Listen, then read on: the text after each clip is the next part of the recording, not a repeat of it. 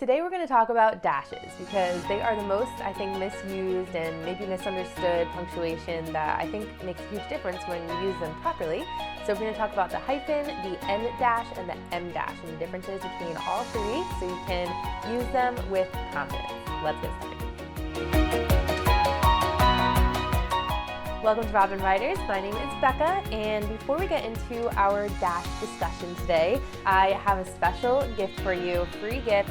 I made a guide that walks you through exactly the different types of writing samples that you can create on your own without having to get hired to write anything or pull from anything that you worked on in your work. If you wanted something just to start off fresh or just add to your already existing portfolio and you're kind of stuck on what to add, this guide is exactly for you. I'll walk through all different writing samples that you can create on your own and make you feel a lot more confident about your writing portfolio. So check out the link in my description below to access the free guide, and I hope that helps you. All right, so let's get into hyphens to start. So this is the shortest dash that we'll talk about today, and it's mostly used for compound adjectives, compound words that are normally adjectives that work together to describe a noun.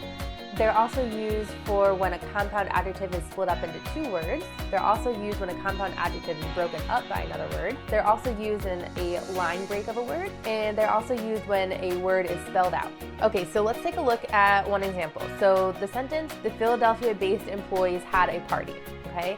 So Philadelphia-based, those two words are working together to describe employees, right? So because those two words are the adjectives that modify employees, we are going to hyphenate those because they come before the noun employees that they describe. So that is correct to have Philadelphia-based before employees hyphenated, okay? But if we were to rewrite the sentence, the employees who had a party were Philadelphia-based, since Philadelphia-based does not come before the noun that those two words describe, they are not hyphenated. So that's kind of the key there. So you really just have to pay attention to what words are describing the noun. Are they two words that work together? Are they appearing before the noun that they describe to really determine whether or not they have to be hyphenated? So in this next example, it should only be a 30 to 40 minute appointment. Okay, so if it was just a 40-minute appointment, then 40 minute is describing appointment, right? Those are the modifiers or the adjectives. So because there's a range though of 30 to 40, that's supposed to be hyphenated, but it is broken up by the word to. So in that case, we want to still indicate that there's a compound word in there. It's just broken up by to. So after 30, that is why there's a hyphen there too, because it's broken up by another word. And then we also use hyphens to spell out a word if a word is written spelled out. So in the sentence, the little girl spelled dog like D-U-G in her first grade assignment, we are going to write it out D-U-D, right? So it's just indicating the spelling of a word, because otherwise, like if you didn't have the hyphens there, maybe you would separate it by a space. But the more proper way is to use a hyphen between the words to indicate that that is what you're spelling. So those are some of the most common usages of hyphens. And now we'll move to N dashes. And those are slightly longer than a hyphen. They're actually the same width as a capital N, so you kind of think of it that way to remember. And N dashes are most commonly used to separate time, dates, years, months, any range of those types of things. You'll use an N dash. And a lot of times hyphens, people use hyphens a lot, but the more proper way to write them is with an N dash. All right, so in the sentence, we stayed over at her house Monday to Friday. So if you didn't want to write out the word to, you would replace it with an N dash. And a lot of times, a lot of style guides will probably not have spaces before or after the N dash, just depending on what style guide you're following. Typically, for me, I don't put spaces on either side, but I would just double check with your style guide to be sure. Another example is we lived at that house from 1999 to 2010. So again, instead of writing to, you would use the N dash to indicate that it's a range of dates. So it's pretty straightforward, kind of like the Monday to Friday. It's kind of a similar concept there. Another example is she will buy 3 to 5 bags of chips for the party. That is a range of a bag of chips. So 3 to 5 instead of writing to, similar thing. Put that N dash right there. All right, so we talked about hyphens, we talked about the N dash, now the M dash. And if you're a writer, you will either, or if you're just starting, you will either learn to love this dash, or you have already found deep love for it.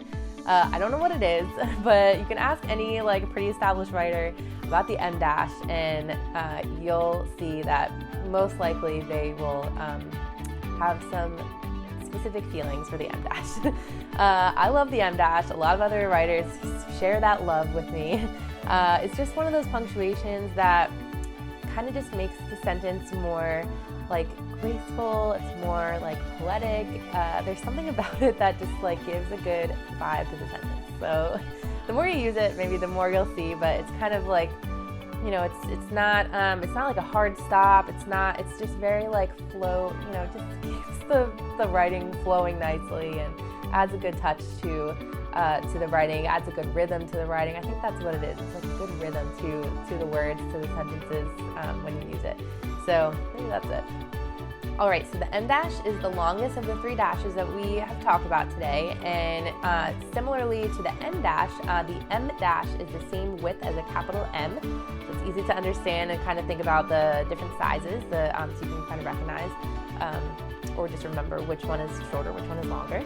And the em dash is often used to add more information to the sentence. So you'll see in these examples here kind of what I'm referring to. So in the example, the test is tomorrow, but don't forget, there will be 5 points of extra credit. So one way you can write this sentence is using that, like the test is tomorrow, but don't forget that there will be 5 points of extra credit, right? But by using the em dash, you kind of force the reader to pause and kind of flow into the second part of the sentence a little better.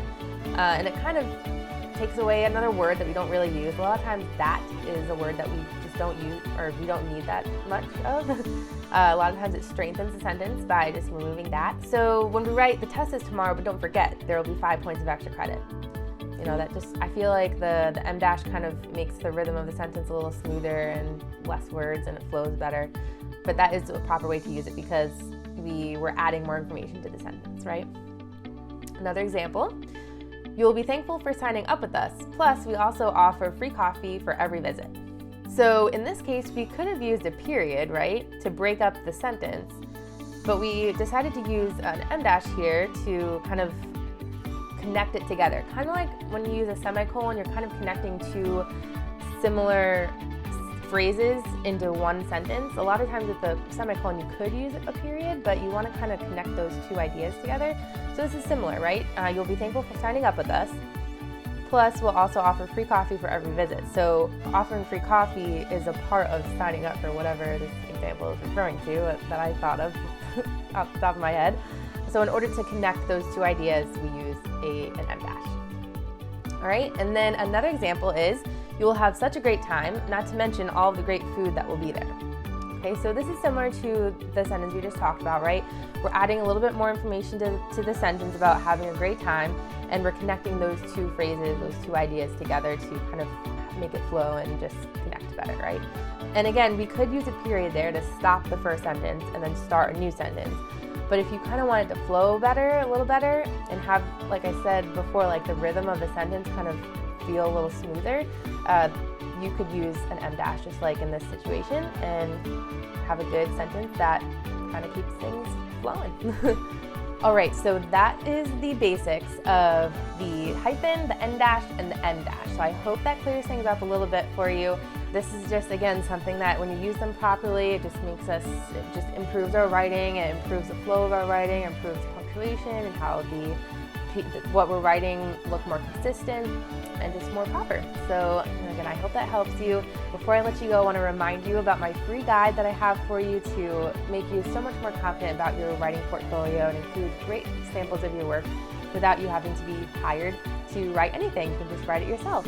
So again, to access my free guide, you can take a look at the description down below to access.